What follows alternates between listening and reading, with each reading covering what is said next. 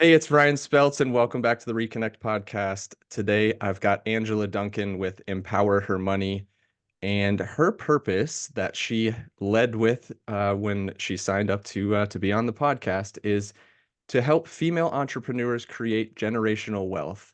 And so, Angela, I will ask you, where does that come from for you? Where does that passion and that purpose come from? Yeah, so I'm a survivor of childhood abuse and poverty.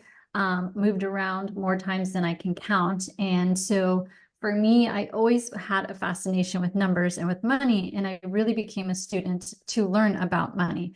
And it wasn't until recently that I really think that I found my true purpose. I always thought it was, I just want to teach women about money. It's such a taboo topic, and a lot of women have difficulty even just learning some basic, simple financial terms. But when I wrote my book this past year, it really kind of stood out to me that if my mom had had better financial education, then I wouldn't have had the childhood that I had. I wouldn't have had to move as many times that we did. I wouldn't have to, live in Section 8 housing and welfare. And so learning about money would have been a great tool for her to help, us live a different lifestyle. And so I never want any woman to feel stuck or in a situation where she doesn't have money. And so she doesn't feel like she has a way out. So my purpose now is really to teach women about money so that they have this tool that can help them live a better lifestyle, whatever that means to them. That's awesome. So really, it comes from a place of pain for you and a place of past hurt. I hear that very often that a lot of people are formulating that around that. Now, when you say that you've just come into it, how did you, or just come into, what your true purpose is? How did you get to that place? Like not necessarily obviously the entire story of leading up to that, but when you're exploring that, what made you go, aha, that's the one? Yeah, so I was working on my second book a few months ago, and I had hired a coach to help me with the book. And we sat down one on one for a day. And so we were going through, and she was really great about digging deeper. She's like, why?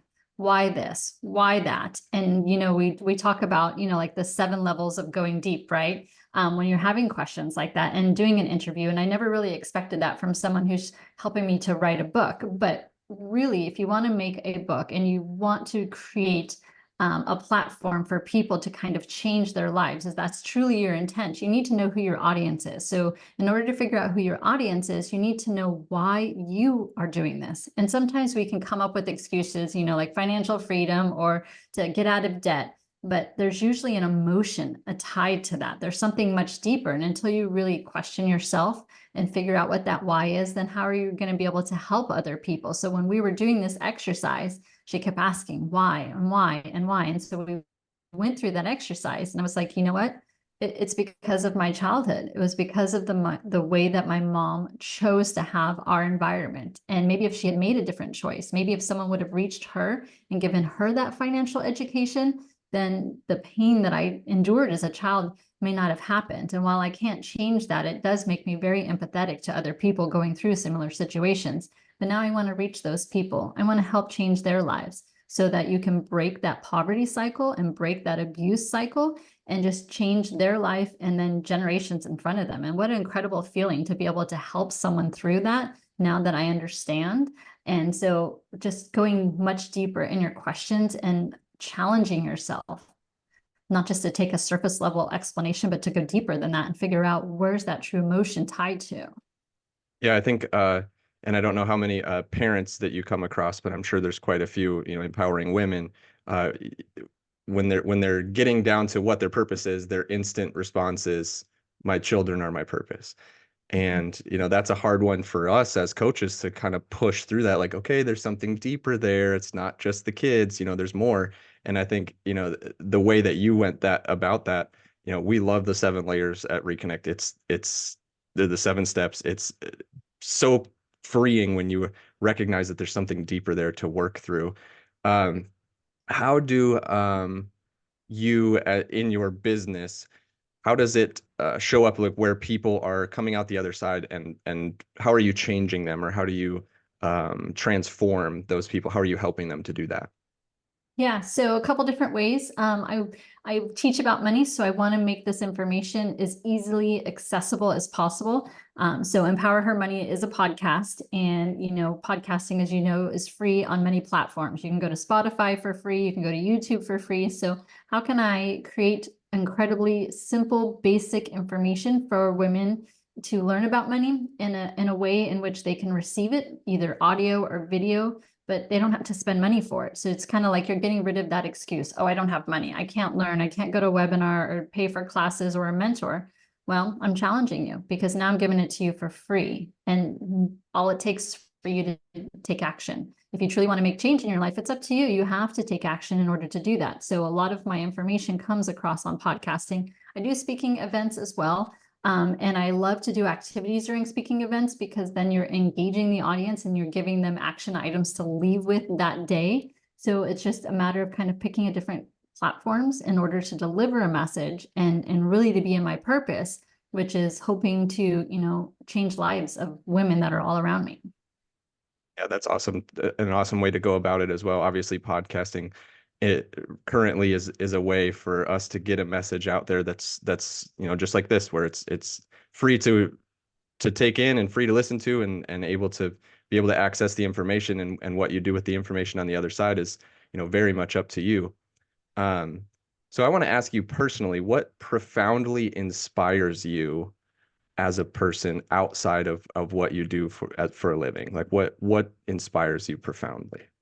Yeah, so I think where I first get my inspiration is myself. I think if you don't love and take care of yourself first, then it's impossible for you to love and help other people. So that's definitely one of my priorities, especially this year as entrepreneurs. As you know, sometimes you can get super busy and not take care of your own health.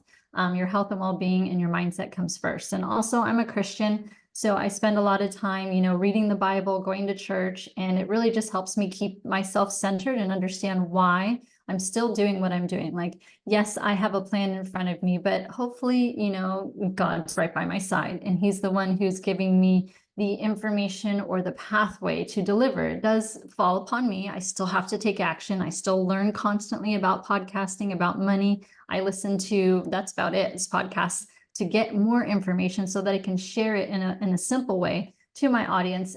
Again, just, taking more information and giving it back to the people who choose to spend time listening to me so that they can change their lives too. Yeah, I think one of the biggest things that I'm recognizing as a theme, as we roll through farther and farther into the Reconnect podcast episodes, is so many people are looking at it as if they are helping the person that they were before, right? Like where you were before, you're helping that person get to where you are now. And it's such an awesome theme to look at because every single person in the world can do that. And that's one thing that we like to do as well, is inspire and like I love your title, empower, right? You're empowering people to be able to recognize that they have value to pass forward to other people as well. And so a lot of that does come from the divine, as you would say, right? Like that's where it's coming from. You're being told this, you're being told to do this. It's not something that you just picked and chose one day out of the blue to do. It's something that you feel like you're being called to do, which is a fantastic way of operating in the business world, because there's a lot of people that don't operate that way. Yeah, and I've spent 25 years now studying finance. So, between being a banker and a financial advisor, I owned a top 10, co-owned a top 10 Remax office for many years. We had $2 billion in sales. I teach people about real estate investing. I had an insurance company, so I help people save money and understand insurance. So it's like, how can you take all of this information that you've been learning for years and years and really truly find a platform and give back? Podcasting. Yeah, it's such it's open for everybody, really. Like it only takes a few skills that way as well. And really we all have our impactful places, right? In real estate, they call it the sphere of influence, or we like to call it the circle of impact. And what podcasting does as a whole, it allows us to have more circles of impact, because once you get shared on somebody else's platform, you've now entered their circle of impact. And so your circles just continue to grow and grow, and then eventually they overlap. And the money part comes along with that as well, being able to get into rooms that you wouldn't normally get into and talk to people, and and just a lot of it for me, in my past I've had similar growing up aspect, where we didn't have a lot of money, right? Everything was taken care of, but we didn't have a lot of extra money to do a lot of the extra stuff. And so, coming from that background, you recognize that, like, it's not once you start to see the opportunity, and then you see how you can get to the opportunity, and it's all because you interact with other people. And so I think that's obviously I'm a big fan of podcasting. I've got two of them and you've got one. So we can go all day on that one, right? But so obviously you've got a big mission with the, female entrepreneurs. I'm going to ask you to even go a little bit bigger. And I'm going to ask you, what is one of the largest global challenges that you wish to resolve and to work on? First, for me, having this type of platform of podcasting, we can reach people internationally, right? But money means different things in different countries and different cultures. So I want to become a student first before I can really answer that question. I don't know what my bigger mission is at this point. Meeting other women in other industries across across the globe, really. I've interviewed people in London and Dubai and China. And so understanding what the different cultures mean for different money purposes, I really want to be a student first before I could truly answer that question, because even though, as women, we tend to have less money than men, there's a lot that we can do ourselves to help change that. And so being a student right now is my main purpose, so that I can gather more information to really deliver a bigger message like you had just asked. So I'm not quite there yet with the podcasting.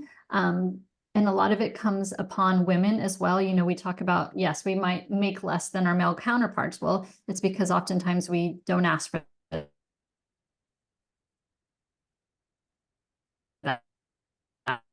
Right, it's massive for our company. Women have only really had credit cards or loans on our own for about 50 years. And you think about, as far as in the US, our voting rights haven't been around that long. So we've come a long way. We do have a long way to go, but a lot of that is on us women to educate ourselves, to be louder in our voices, and really to take action, because we can't expect the world just to catch up. We have to push it along a little bit further. Yeah, it's definitely a wave of information. And, a lot of times we look back and we think it was a lack of information. And now we have all the information and we're still kind of stuck in some of those ways of just not fighting through and utilizing what's there, right? Like, I always say, my brother's often not searching his phone. He asks questions. I'm like, bud, you've got an entire supercomputer in your hand. Like, you can find any information you want. So, I love the interaction, obviously, from him reaching out, but sometimes we've got to be able to do it ourselves. I think that's an awesome way to go forward with the empowerment that way as well. And so how can we help that mission go forward with you? How can the people listening interact with you or help your mission go forward? Yeah, I love sharing stories. I mean, this is part of being a podcast, right? We interview other people and we share their stories, because someone in the audience may not be able to relate to me as the host. But if I bring someone else on that's got a different story and a different perspective, maybe the audience is going to relate to that person and take action there. So the way that I want to be able to grow Empower Her Money podcast is just to get more female entrepreneurs that are doing amazing things, that have stories that they can tell, because each one of us have learned something about money, something about business. And even if it's just a tiny tip that they think, a lot of what I teach, I think is simple, but other people may not know it. Sharing those stories is how we help change the world. Yeah, the stories thing, that's an amazing way I keep saying the word amazing, but I can't think of any other adjective right now. So that's the word for the day. But it's such an awesome way to portray something. And I've been recognizing this throughout all the messaging now that I'm recognizing and seeing. And maybe it's because of the podcasting piece and listening to more stories, I'm recognizing it more. But even in marketing, you're seeing these stories come out. And so, helping someone to generate their story on your podcast, I think anyone that doesn't take advantage of that opportunity is missing the boat, because a lot of times that's what we're doing, especially as people in real estate. We want to sell the house. Well, what does the house do for that person? What story does the house tell? And being able to formulate your own story first is the biggest key, because that's what separates you from the next agent or the next, the next person in your profession. So yeah, the story thing for me, I love that. I think that is, I don't even want to say a word because it's going to come out amazing. But so, Angela, do you have anything that you would want to leave everyone with today, to wrap it up? Yeah, so a couple book recommendations. I just finished reading Wealth Habits by Candy Valentino. It really is a simple step-by-step book about money mindset, how to invest, where to invest, when to invest, especially as business owners. So that was an incredible book. And really just to control your day. It's the only thing we can control is like our attitude, right? So how I start my day and how I end my day is very intentional. So when I start my day, it's not on my phone, it's not on social media. I am outside, I am writing in my journal, I'm trying my best to be positive because it's not a natural thing for me. And I also end my day very similar. I don't have any, Hulu, Netflix, any of the subscriptions. I don't watch TV, but I do watch YouTube and I like to watch funny videos. It's good for me because then I end my day on a positive note. And the more you can be a positive person, the more people you are going to reach, because we don't like to listen to negative people. But when you have someone giving a positive message with a positive attitude, it's really kind of piques your curiosity. And so if you really do want to impact other people, work on yourself and your attitude first. Be that positive person so that you can get people to listen. A quote that I had in church recently was, people do not believe you until they feel like they belong. So until they can relate to you and want to understand what you're saying, then they're not going to listen and they're not going to take action. And so kind of you're not reaching your audience at that point. I love it. I appreciate you ending the podcast with that. I want to say thanks for listening to everybody, and we'll talk to you soon. Thank you so much for tuning into Empower Her Money podcast. Hope you enjoyed this episode. Don't forget to subscribe, share this podcast, and leave a review wherever you are tuning in.